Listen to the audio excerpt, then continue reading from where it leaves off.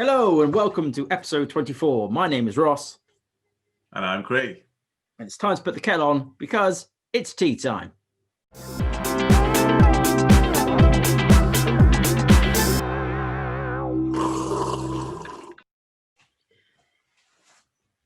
Little sport in the new mug, I see. Well done. Have to. It's part of the brand now. Right. Yeah, exactly. Obligations. Okay, so let's start with a little bit. I've just got one bit of news I want to share because I noticed you had loads of news, and there's one little story I wanted to tell you about because I saw it today. And it was basically that the challenge to charge your car in the UK is very much real. There's a couple of Leeds who do not have a driveway attached to their house. So they were trying to find a way to get a charger installed on the road outside their home for about 5 years now. So they've suggested like a lamppost charger. They've suggested having a charger in the garden that goes under the pavement or that goes over the pavement with a ramp on it. And every single one of them has been rejected by the council. So, basically it turns out that batteries or the ability for the grid to cope isn't the limiting factor for EVs. It's public servants. So that's a problem. Good job, council. You have to get better, guys. You're going to get a lot of this. So, sort of about. They even offered to pay. That's what I don't get. They offered to pay and do it themselves. They wouldn't do it. No, I assume they had to pay anyway, to be honest. But yeah, I mean that's the council. Like even to get the curb flattened outside my house, there's only 4 companies in the entire county that can do it, and obviously they're ridiculously expensive because the council has a whitelist. Why are councils still in the 70s? They're run by people who still think it's the 70s. It seems so. They're very old. Anyway, as you mentioned, you're one piece of news. I get the majority of news. So I'm not effectively carrying you on news this round. It's more of the fact that I'm trying to make up for my poor Bitcoin performance last week, where I didn't have a lot of stuff. I thought you were carrying me, so that's okay. Cool. So nice bit of news from Wales to start us off. So Wales is looking to ban the burning of coal and wet wood. As we know, burning both those things are harmful to the air and the environment at large. So they are going to be banned, or hope to be banned. It hasn't gone through the Senedd yet, which is the Welsh Parliament. But it hopes to go through soon and will be banned by 2023. England is looking to do something similar. So watch out on your side of the fence. And the idea there is that obviously we need to stop polluting the air. And I think this year we've realized how nice the air must be, though all those cars are not on it anymore and stuff. Other than that, CRISPR. So I know you're very familiar with CRISPR, but for everyone else, it's a gene editing company and technique originally of how to edit genes. So using CRISPR, a bunch of scientists have figured out how to store information on bacteria cells. I read this, yeah. Very, very interesting. Basically, we can encode strings of information in binary form. So a computer can edit, encode, and decode. And we can store, we don't know how much yet, but we can store information on bacteria cells, which is just amazing. It's a complete new form of long-term data storage, which, I mean, the applications... And they wrote a classic Hello World program, didn't they? They did. They had a 12-byte text message which said Hello World, and they wrote it inside of an E. coli cell. So that is pretty cool, I think. Bit more CRISPR. CRISPR has also doubled the life expectancy of mice with rapid aging disease progeria. Or progeria? Progeria. So first off, progeria is a premature aging disease, also known as Hutchinson-Gilford syndrome. It's extremely rare, but obviously very devastating. I'm not sure if you've seen like children who have this, but it comes on quite from birth because it's a genetic disorder. They have full effects by the time they're 2, and they have a life expectancy of 14. So it's a very rough genetic disorder. And the results of this are, they were completely surprised that progeria affects many organs in the body.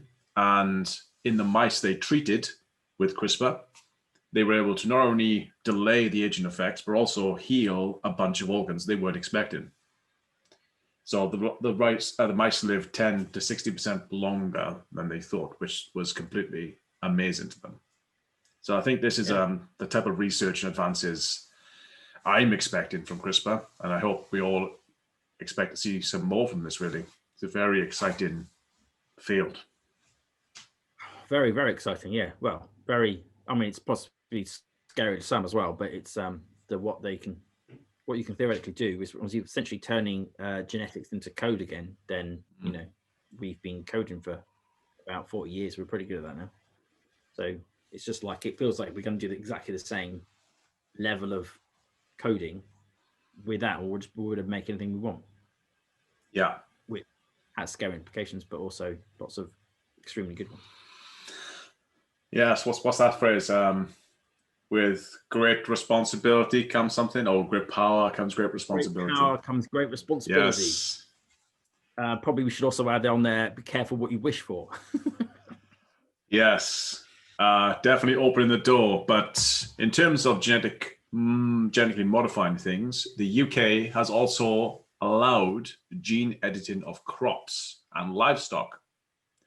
So the UK couldn't do this before because the EU heavily limits genetic modification of crops, livestock, etc. Probably because they've seen the US do it and got a bit scared of what the US has done with it. So we've all heard of GM foods, and we've all heard the association of GM foods equals bad. I think from America's early stages, that's probably quite true. But I think we are going to a point now where Britain, the UK, hopefully can see the dangers of happening over there, can see the EU's reluctance. We don't go too far down the road, and we're thinking perhaps making crop plants resistant to drought and disease. Really early days. Yeah. When I think about it, I think about those cows that are genetically modified to be so bulky that they can barely walk, type thing. Oh yeah. That sort of stuff is what scares me a little bit, because I don't feel like you can do too much with a plant that can go wrong. You can, obviously, you can make it poisonous or whatever, but like making the crop bigger, okay, that's not that big a deal. But messing around with a live animal seems very much less okay. Yeah. Unless, diseases and things like that. But yeah, but not to blow plants out of proportion. So what the US sort of done with Monsanto is they genetically altered corn to become disease resistant. And basically changed it so certain pesticides have a bigger impact, which meant that the biggest eaters of corn were animals like cows. So they then had to treat cows with antibiotics because they were getting issues eating that corn. So it's kind of a knock-on effect. So now, the US eats antibiotic laden beef, whereas in the UK we don't. Most of ours is quite grass-fed, perhaps, especially the organic ranges. Whereas the US, that's kind of we've maybe gone a bit too far with that. So let's not do that. On to electric vehicles. So I got a couple of pieces on this. First of all, electric vehicles can now use bus lanes in the UK. Did you know that? I did not know that. I did not know that. What a silly silly change. That's going to be what, for 2 years, and they'll go. Silly idea. I don't know. Obviously, it's an incentive to get an electric car. It happened. First of all, it's just Cambridgeshire right now. They're the ones who started it. Other councils are likely to follow, since it's apparently working well. That's in December. But as you can imagine, there's a certain type of person who absolutely hates this. Can you think of who they are? And it begins with C. Council. Oh, no, good guess. The councils love it because, yeah, for some reason, they're getting a good fuss of this. Oh, I don't know. Cyclists. I thought we would have gone straight to them. Cyclists. Well, you threw me because it's C, so I was going. My brain was going. Missed it. Yeah, fair enough. Yeah, cyclists. Cyclists hate it. Bus lanes are typically used for buses, taxis, etc., but also cyclists use them. They're not traditionally for cyclists. However, the way the cyclists see it is without proper infrastructure of cycle lanes, bus lanes are the next best thing. So if we don't have it, we'll use those instead. Now with electric cars, cyclists are up in arms more to the fact that a car is a car. They don't care if it's electric or not. If anything, they're probably terrified that there's something silent behind them and they may not see it in time. That probably is quite terrifying. I think the cyclists should win this one. It's a stupid idea. I mean, ideally, they should just build cycle lanes too. So if you're going to legalize electric vehicles in bus lanes, also put in the cycle infrastructure, because ideally you'd want to cycle.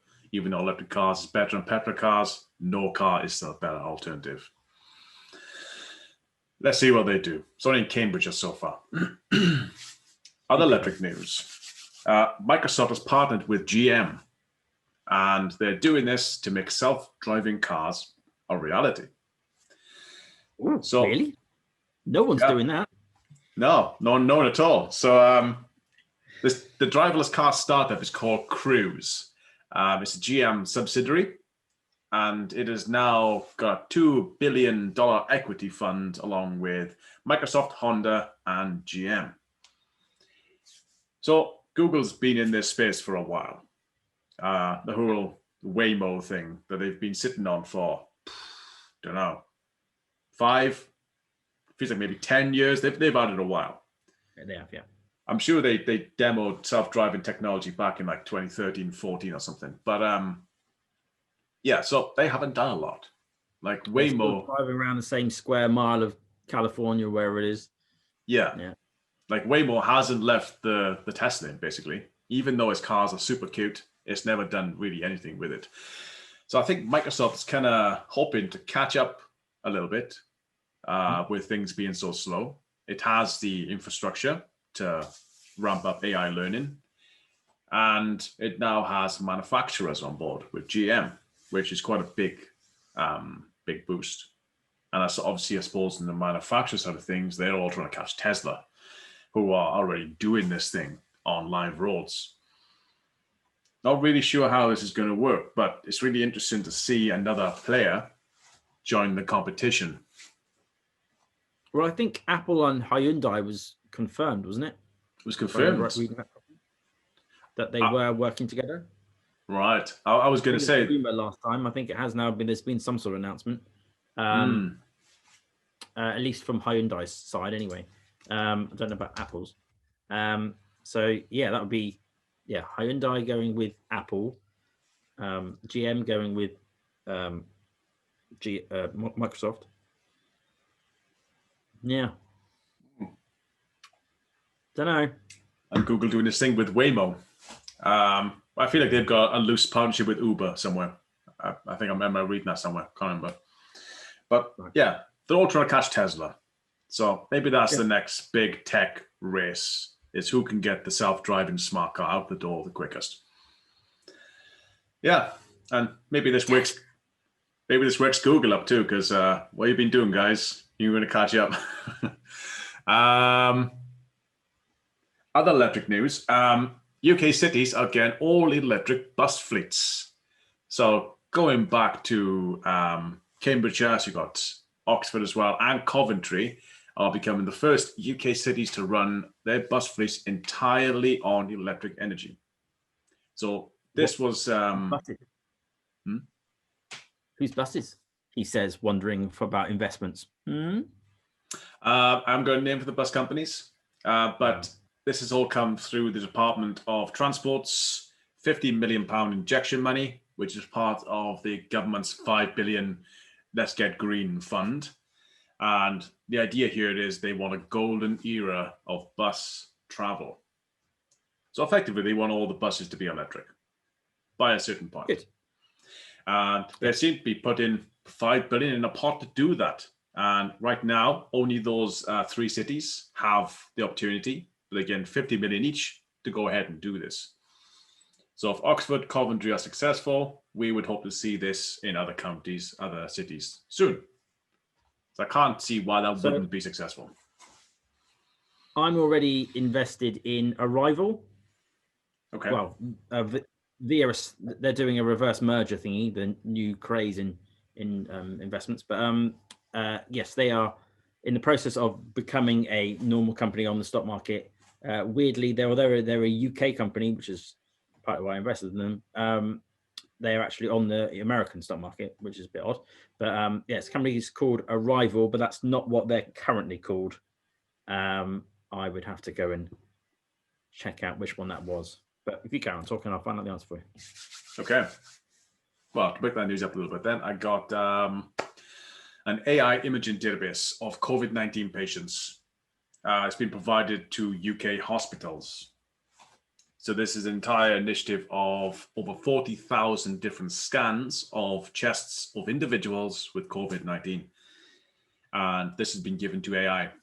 So we can only imagine what AI can do with such a data set. But what they've already found is it's started to predict patients with critical conditions. So you can imagine going in with COVID-19, getting a scan, it goes up, yeah, you're on that top 3% of the people we need to see now. Versus, you look like you'll be okay. You can go home. Here you go. Yeah. Cool. Really, really cool. Like to see some more AI in hospitals. And that does seem to be quite cool. The UK's leading that sort of initiative on AI and COVID-19. Got the name?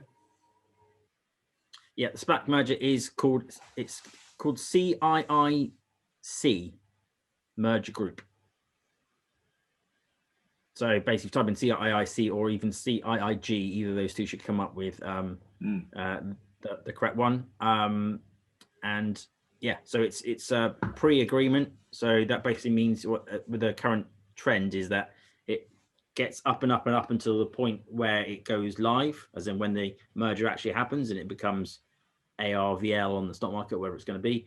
And then typically it will drop off because it's just this weird phenomenon that's going on at the moment. It drops off, and then once the company's formed, and then from there on it acts like a normal stock usually. So you've got 2 opportunities to get in basically now before it goes live or after it goes live. Cool, but afterwards I assume be a bit more expensive. Except for the drop. So I don't. It's not guaranteed to happen, but there's nothing's guaranteed to happen in the stock market. But there's a bit of a trend at the moment where, as something reverse merges, there's a massive run up before it becomes the company, and then as soon as it becomes the company, it then tails off sometimes quite a lot, and goes back down somewhere between the middle of the price before the merger and price before the news about the merger to the merger. So it drops off quite significantly. Might do, it might not. It depends on what investors. That's what it is. Yeah. Depends whether you invest. You watching, you might have £1 million, you might change the thing completely. Who knows? Yeah, no, cool. Sounds good. And my final part of EV is a new old boy has joined the EV squad, Rolls-Royce. So this as well. Yeah, they're gonna skip the whole hybrid phase, which is pretty good shout, and go all electric with the new EV lineup. Yeah, so they're gonna start with the Phantom. They already have an electrified Phantom. In short, it's kind of a Phantom chassis on a BMW 7 Series. That's kind of what they're going with, because BMW already have the whole electric drivetrain, etc. And I believe they're all owned by the same people, I think. So that's kind of what they're doing. So they're obviously going to be upper end, high end electric vehicles. They'll look like a Rolls Royce, drive like a BMW. It's going to be someone's cup of tea somewhere. And Next piece of news, my penultimate, is the European Parliament votes for right to repair. So I wanted to bring this one back up because we missed it back in November, and I think it was quite pivotal. The idea here is on the 25th of November 2020, the EU Parliament voted on the right to repair, which effectively means new consumer products have to have the ability to be repaired. So it gets rid of the idea of obsolescence rather, planned obsolescence, when things die after 2 years, those type of dodgy tricks. And certain levels of durability have to be maintained. And if things do fail, parts and everything have to be available in order to fix them. So right now, for example, you've got a mobile phone. It's very difficult to fix one of these things. So the idea is that in the future, in the EU at least, things should be easier.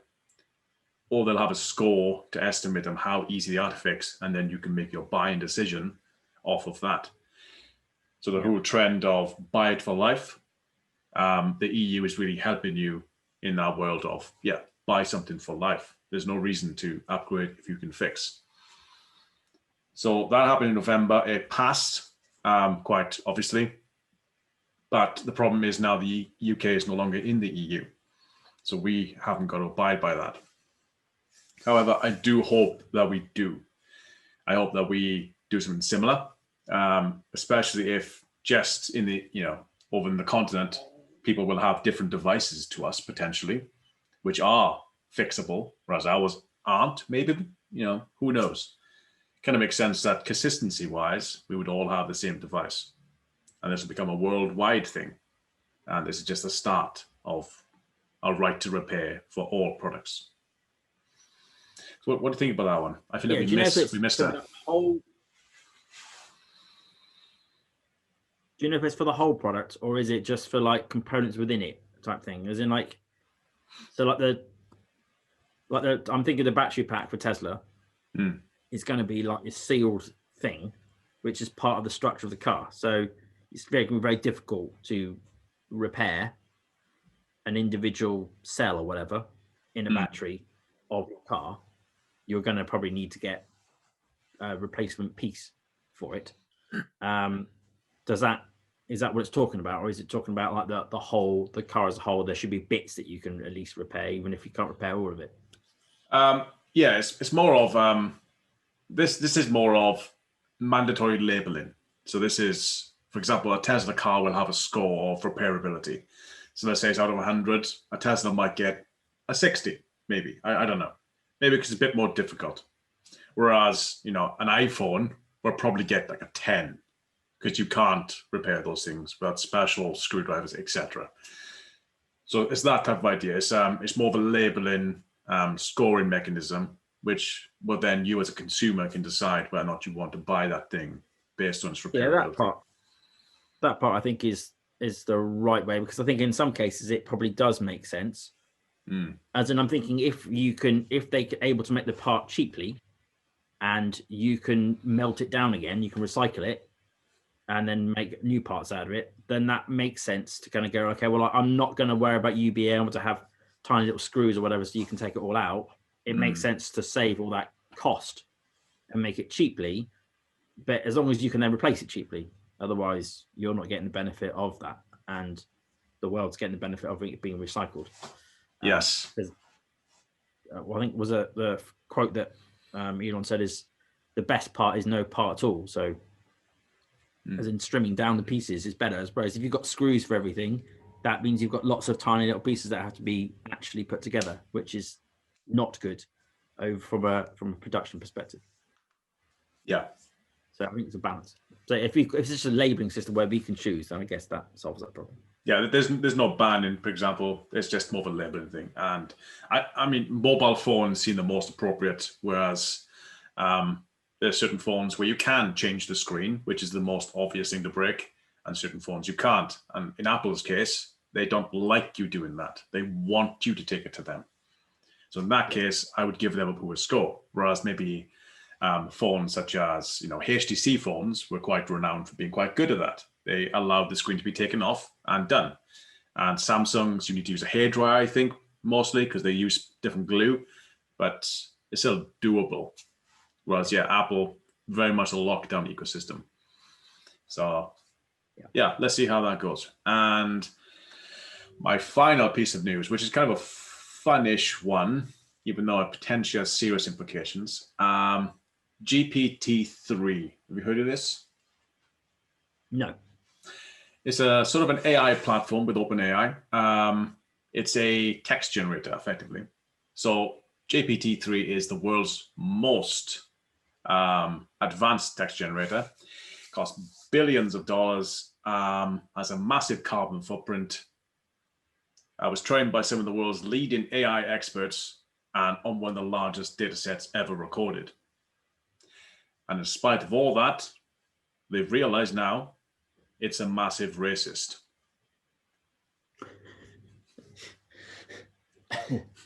Okay, good.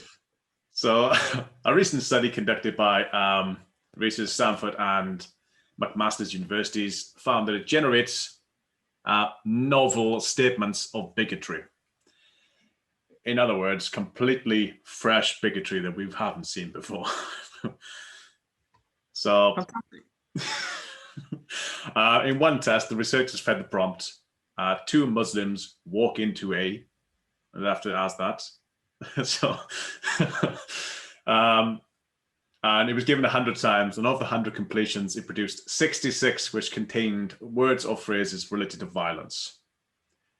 When compared to other religions, for example, a Christian walks into, it didn't have anywhere near the same levels of mention of violence. It was only the word Muslim which triggered certain levels of bigotry. Right. So they're really sure what to do with this at the moment, but all they've sort of said is we trained it on real world data. It used the internet. So it uses sites like Reddit, for example. That was one of its data sets. And obviously it's pulled up the human sentiments of how people potentially feel or act or have said. And we perhaps know the internet's not the best place. There's lots of trolls out there. So maybe that's the problem. Maybe the source is the problem. Or the counter argument is the fact it was trained in English in predominantly non-Muslim countries. And if it was perhaps trained in Arabic in the Middle East, maybe it would be a different problem. Maybe there'd be something else going on there. But ultimately, how do we get an AI to be entirely unbiased? Is Reddit, you're not entirely anonymous. Oh, sorry, you can be anonymous on Reddit, can't you? Sort of, yeah. So I think that's probably a key element because people tend to be a lot more offensive when their identity is not necessarily overly displayed to the whole world. So I would have started with a data source that where basically everyone knows who each other are, basically. Yeah, well, I suppose that'd be something like Facebook, perhaps, which has a real name policy. Reddit doesn't have a real name policy, so it's always anonymous, really. However, you do have handles which can be tracked back to you potentially, but Facebook has real name policy. Therefore, you'd expect that to be more succinct. Yeah. But they have their own fair share of racist groups. I'm sure they do, but at the very minimum, I think it should be somewhere where discussion is happening, where, or even in discussions where people actually know each other. Okay. Like if you can get that, but as soon as you've got any sort of ability to hide behind an identity, people don't necessarily say what they would say in person. No, and then you get the observer effect when people know they've been watched. They're all too nicey, goody. The problem is ultimately that it collected a massive data set and it wanted quantitative data, which is completely little bits of sentences, English words, and that's how it learned. I suppose what you're talking about is more qualitative data, but that's a lot harder to get. And if anything, it could produce a bigger bias because then you've got a very much a qualitative sample set, which could be towards anything. Maybe not racism, maybe something else. Who knows? Yeah. Ultimately, very difficult training AI that's unbiased, seemingly. So we need to figure that out if we expect an AI to do things, like not be racist. Anyway, that's all I have. So on today's topic. What have you got for us, Ross? Okay. So today's topic is the one that we keep talking about doing, hydrogen. So first things first, why are we talking about hydrogen? Well, hydrogen is the universe's most abundant element. It's found in almost all carbon compounds. And of course, it's 2/3 of the wet stuff that we call water.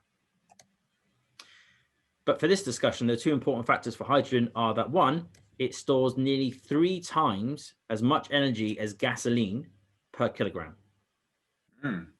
And when it burns, it produces no toxins, no pollution of any kind. In fact, it only produces water. Correct.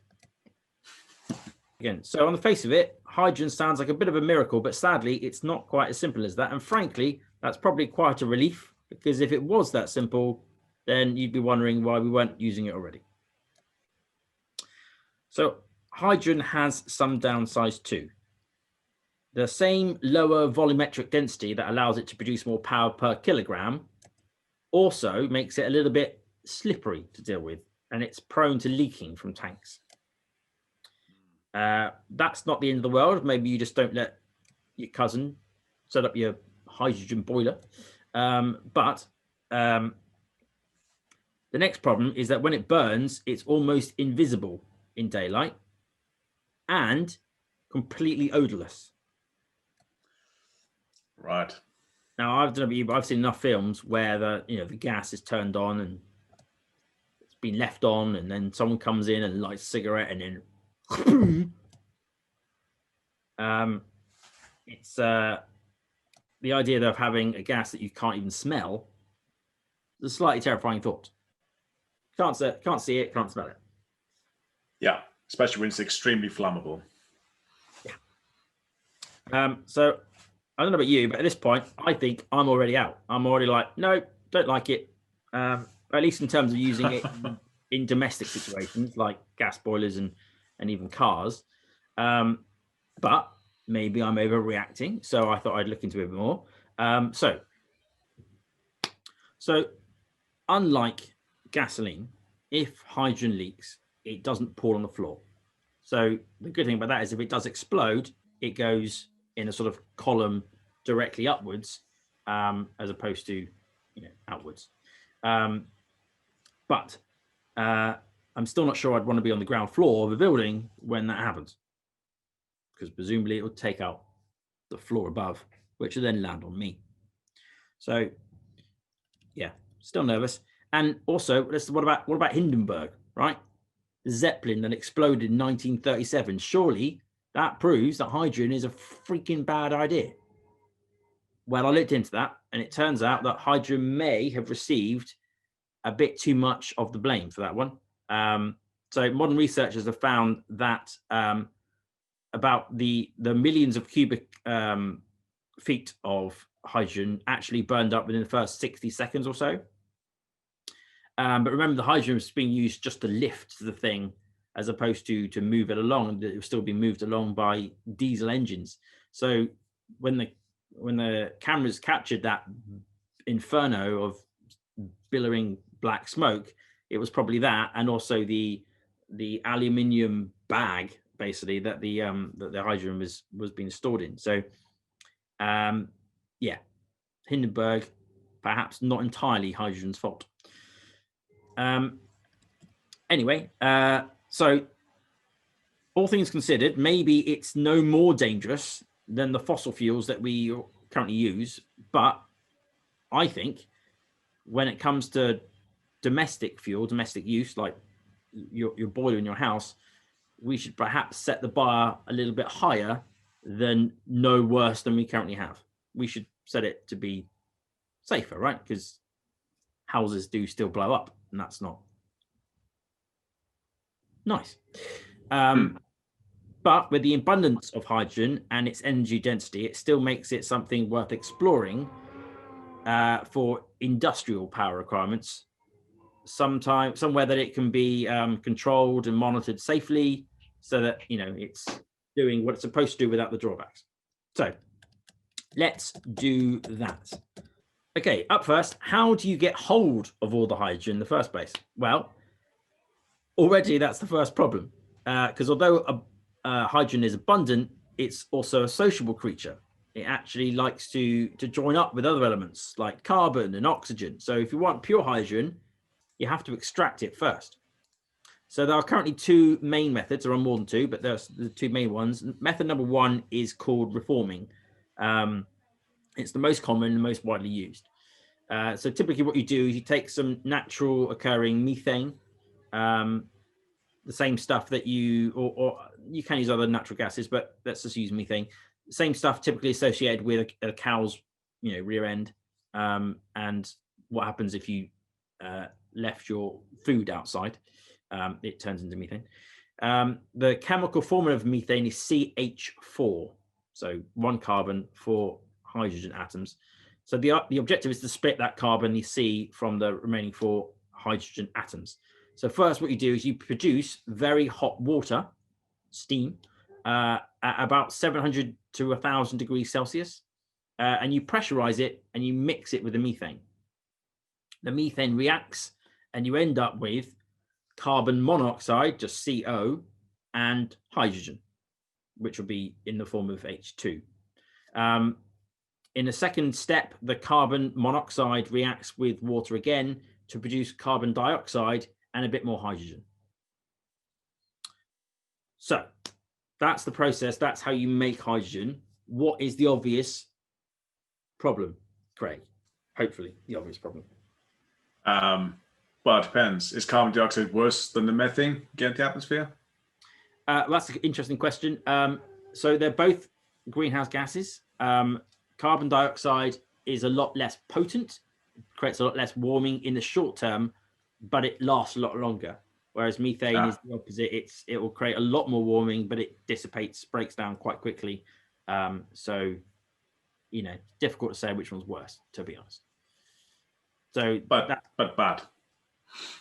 Either way, bad. Yeah. So there's that. But obviously you can add carbon capture on the back of that if you want to, so that you then absorb that carbon some way. I haven't looked into that technology too much, but no, that's not the bigger issue. There's another one. It's how are they heating that water in the first place? Yes. So the way to make the steam is to heat up water, obviously, so quite a lot, and for that you need some sort of fuel. So they use natural gas or methane again, the same stuff that they were trying to get hydrogen from. They also use it to make the water hot enough to make the hydrogen in the first place. So we're burning gas to produce a different gas, which we can then burn. Right. And we also produce carbon dioxide in the process. So according to data released by a company called Praxair, 9.3 kilograms of CO2 is produced for every 1 kilogram of hydrogen. Wow. And that's before it's compressed and transported, and then whatever else you plan to do with it afterwards. So if the objective of hydrogen is at least in part to produce less CO2, I think the reforming method pretty much sucks, basically. It's estimated that this method ultimately would be worse in terms of CO2 production than using the natural gas directly, but still better than coal. So, yay. Method 2, on the other hand, electrolysis, the process of breaking down water into its hydrogen and oxygen atoms, and it works by getting an anode and a cathode with a membrane in the middle, and the membrane only lets the hydrogen atoms through, and that's how you split it. But as with any chemical process, it also needs energy. It needs some sort of fuel to make the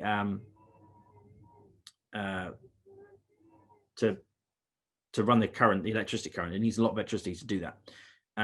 So obviously there are multiple ways of producing electricity, ranging from burning coal to solar.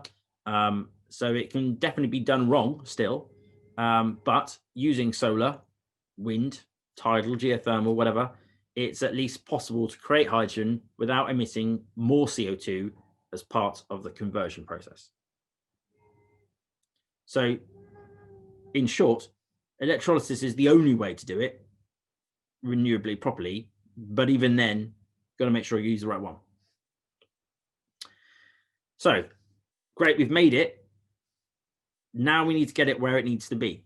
So, and unfortunately, that gives us another problem. So as we mentioned, hydrogen is light, so, or airy-fairy.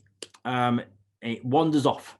So in order to put it in a sensibly sized tank or into a pipe or something, you need to either make it so cold that it becomes a liquid, or you need to pressurize it by, I think it might be 100 times normal pressure. A lot, anyway. So hydrogen also has the unfortunate ability to make steel brittle. It reacts with the steel. So it's not very good for putting it into pipes because it will ultimately kill the pipe. All of which makes it a bit of a pain in the ass. So there's a new way to tackle that problem, which is to transfer pure hydrogen into something a little more transportable, ammonia. There's been a lot of hype about this recently. So the same stuff that's in your wee, albeit in small amounts, ammonia's chemical formula is NH3. So that's nitrogen and 3 hydrogen atoms. So using a process very, very similar to the electrolysis already mentioned, you can basically, once you split the hydrogen and the oxygen, you can then introduce nitrogen on the hydrogen side to produce ammonia, which can then be transported more easily using the existing infrastructure that we have, big transportable trucks with big things on the back, that sort of stuff. However, this has drawbacks too. Ammonia is pretty nasty. Humans are naturally engineered to avoid it at all costs. We can smell it in the smallest parts per million type thing. We're very good at noticing that stuff, which is why it's not used more commonly in domestic situations. And producing ammonia, because of the nitrogen element, can also, as a byproduct, produce nitrous oxides, which is the same crap that makes running a diesel car like smoking toxic chemicals into people's faces, which is why it's started getting a bad reputation to start with. So this would just lead us back to that sort of scenario again. So where are we? We have a slightly dangerous compound that takes a lot of energy to produce, and it's a bitch to move. But no new technology is going to be amazing straight away. We've been playing around with fossil fuels for about 200 years or so. So we should look at which problems are innate and which ones we can probably fix over time. Hydrogen, as we've said, is abundant, very abundant. That's innate. That isn't going to change. So if there is a sensible way to use it, it makes sense to invest time in the technology. After all, if we wanted to eventually travel the solar system, as Elon Musk would have, it makes sense for us to use a fuel that we can find anyway. So that's a good reason. Hydrogen is flammable. That makes it generally good for power density, but it means it's bad for being around us. Again, that is kind of innate. That's not going to change. It will always be flammable. It will always be dangerous to us. And just as that's innate, as is our innate ability to screw things up, mess things up, cause problems, blow things up. Don't think that will change either. So obviously we can improve our safety technology. We can make it better at monitoring, better at alerting, that sort of stuff. But it's still, for me, a big enough of a red flag to suggest that if there is an alternative, we should probably use that instead. Hydrogen produced from fossil fuels is limited, and therefore, in my mind, automatically stupid, i.e., the reforming process. If you've got if you have to burn one unsustainable fuel to make another one, the resulting fuel is, by definition, not sustainable. In fact, it's worse. But hydrogen produced from electrolysis is only sensible, as we've discussed, if the energy used to create it was surplus. As in, there's no point if we didn't have another use for it, and then we used it to make a process which isn't particularly efficient to make a fuel that we can move about but causes us trouble. If you're taking energy that we could have otherwise used for something else, that's dumb. But if you're just using it because well, we had excess, we may as well. Okay, fine. I'm on board with the idea. In terms of excess, I assume we're going to have a lot of that soon with the turbines we're going to put in the sea, especially Scotland. Possibly, yeah. I don't know. I don't feel like we're at the point. Things that we'll end up with surplus in localized areas, as in, like, we're not going to have it's going to take us a while to produce enough to have everywhere, but within a certain region, yeah, you probably won't be able to use all of it. So at that point, yes, it makes sense to use it to produce something that, if done renewably, can be used for other things. Cool. But even in the scenario where we have extra, is converting it into hydrogen the best use for that power, given how much of a pain it is to transport?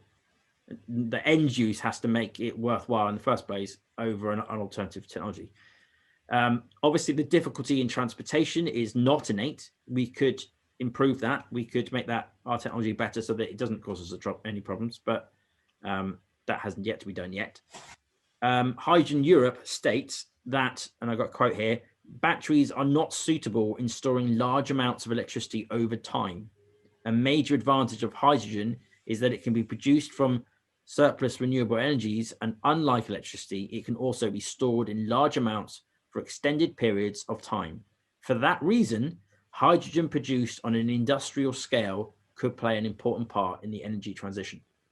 Right, so they've labeled it down to this particular long storage and transportable elements. So I thought, if that's the fundamental, when it comes down to it, that's the reason for storing hydrogen, let's look into that a bit more as to whether there is any alternatives.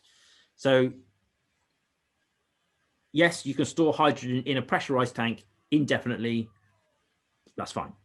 But what else can we do? Well, number one, pumped hydro. Simple gravity concept. You use electricity to pump water uphill, leave it there until you need it, and then let it fall down and spin a turbine when you want it. You don't get much simpler than that. But, however, pumped hydro can only be done somewhere where you've got the landscape to support it. So a newer version of that is stacked blocks. Basically, using the advancements in robotics that we've had over the past decade or whatever, to basically pick up blocks, put them in a stack, in a vertical stack, and then when you want the energy back, you pick up the item on the top, and then you let it drop, and that dropping is what turns the turbine. So exactly the same benefits as hydro, but you can have it pretty much anywhere that you can put a building. And then the third one is another new sort of technology called liquid air batteries. What it does is it takes normal air, uses electricity to cool it down to like almost or maybe actual liquid, and then store it in insulated vessels. And then when the power is needed, all it does is it exposes that compressed cooled air to ambient temperatures, and then that causes the air to re-expand quickly, and that process can then spin a turbine, and then you have energy again. So that's using our capabilities in insulation as opposed to anything else. And again, you can do that anywhere. So when you've got these other ones, and there are plenty of other types of devices being kind of invented, it makes you think whether hydrogen is still worth it. So the benefit of using hydrogen over other sources for long-term storage seems to be like it will be superseded by alternatives which are potentially better. But there are still some industrial processes, such as metalwork, that need high density energy, for which renewable energy, batteries, is probably still not suitable at the moment. So in these scenarios, I think it may well make some sense to use hydrogen produced from electrolysis or some other carbon-free technology. And it may also make sense for a short period in terms of our technology for heavy transport. I think batteries, again, probably will get to the point where they're good enough. But for the moment, big buses, trucks, trains, things like that probably make some sense. Should we still be throwing, because the UK government seems to be spending a lot of money on hydrogen at the moment. Should we be doing that? I don't think so. And call me cynical, and I have been cynical on this from the beginning. The only reason I think that we are interested in doing that is because the people that are pushing for it are the same people that run natural gas, oil companies, and they're just trying to basically stay alive a little bit longer. So to try and look into that, I then decided to do a quick bit of research on some big players in hydrogen in terms of the stock market and which ones are doing well. First one I came across was Air Products and Chemicals, who are a self-proclaimed leader in hydrogen refueling infrastructure. Now, this company is a classic one I'm talking about, really. It's historically an oil and gas company run by a CEO that's operated in the industry for about 30 years. Their little tagline for their services is sustainable growth for a sustainable future. But if you look into their products, they produce hydrogen via the reforming method. They also now heavily looking into carbon capture, because basically, as far as they're concerned, if I capture the carbon that I've produced, then I'm carbon free. As opposed to, yeah, okay, well, that's true, but you've still used a non-renewable to power this in the first place. So you're not sustainable. You say you are, but you're not. The next one on the list was Bloom Energy, which is historically a on-site energy storage specialist. So think backup generator type scenario. They don't use fossil fuels, and their entry into hydrogen is through electrolysis. So Bloom Energy seems to be like they could be one of the good guys. And if you're interested, ticker symbol is BE. Next up is Ballard Power Systems, but they seem to be aiming for the heavy vehicle market. So the buses, the rail, the ones I've said that might be sensible, but they're only interested in the fuel cells. They don't produce the hydrogen itself, so they are spared. Number 4 on the list was Cummins, who apparently feel so strongly about hydrogen that they had their own hydrogen day back in November. Again, they seem to be, they understand that hydrogen is only useful if it's green, and they use electrolysis too. So they also seem to be on one of the good guys. Then I came across Plug Power. Now, Plug Power has had a lot of interest recently, and their stock price has gone. It's doubled in the last month. It's 20x'd in the last year. Right. Nice. Now, if you look at the website, it certainly says all the right stuff, and it's a new looking website. It's all kind of up to date and that sort of stuff. But compared to some of the other ones, you just look at them and you can tell that they're like a 30-year-old company that's been doing the same old crap. But when you look into their website and the details, they are still looking at reforming and still claiming that it's got a place in the world, and also carbon capture. So that makes me a little bit suspicious. So I then decided to watch some interviews from the guy, the CEO, to see whether there was any sort of, well, basically whether I believed in him. And as far as he talks about the fact that he's basically, that it looks like they're a forklift truck fuel power cell developer, and it looks like they've just sort of come up with a few keywords that have got people interested in. At no point did I hear them talk about anything about environmental stuff, nothing about sustainability, nothing about decarbonizing, nothing about the climate. So I wasn't convinced. I'm still suspicious. Plug Power, this big hype thing, might not be quite as cool as people think it is. So suffice to say, I will not be investing in that company. So that's everything I've got. My conclusion is that maybe I've got a bias, I don't know, but I think we should still be skeptical. I think there is green hydrogen, but I also think there is dirty hydrogen that's been painted green after the fact. And as a country and a global community, we need to be ensuring that we are picking the right one and not falling for the trap of dirty hydrogen. Fair enough. That sounds pretty good. Yeah, I don't know a lot about hydrogen. Same principle. You know more now because I just told you. I do. But yeah, going by what you first started with, hydrogen is the universe's most abundant, and it's what powers our sun, and all stars are powered by hydrogen. So it kind of feels like maybe we're just not there yet. Maybe we're not smart enough to use it. Maybe we should leave it alone, or we need to heavily research it. Kind of feels hydrogen is the future, but maybe we're just not there yet. Maybe that tool, what's it called? The Dyson sphere that literally enlaps the entire star to power an entire race. Maybe that's the use of hydrogen after the fact it's been burnt by a star. Maybe that's where it needs to go. But yeah, I do think it's the ultimate future, but maybe we're not anywhere near close to that. Yes, maybe we need to wait until we are a space-faring civilization or whatever, and we can find a pure source of hydrogen, and then it would make sense to use it. But it feels like the hydrogen started off in the stars, and it's been sent out to the planets. It's absorbed itself into everything, and now we're trying to extract it back out again. We don't know what we're doing. So I think it's right that we should invest some time in it. But yes, I agree with you. I think we're too early. I think it's something that we should invest in, but not use in the short term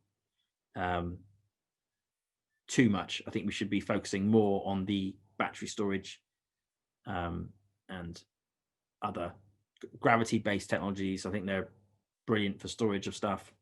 It's just the high density, high intensity industrial processes that I think are probably still valid, but it doesn't make sense. It probably makes more sense to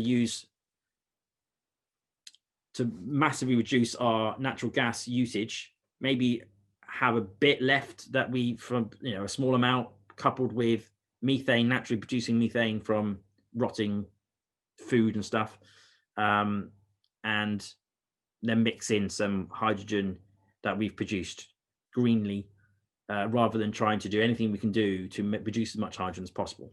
I think ultimately that will be detrimental. So after all that research, I've concluded that I was right in the beginning. Be skeptical. Cool. Yeah. Cool thing, just not yet. Yeah. Okay. Right. Well, that's all I got. So unless you've got any other questions. No, then thank you very much. That's something to think about. What, sorry? I said that's something to think about. Cool. All right. Well, remember to think, educate, and act. Thanks for watching, and we will catch you next week. Bye for now. Bye.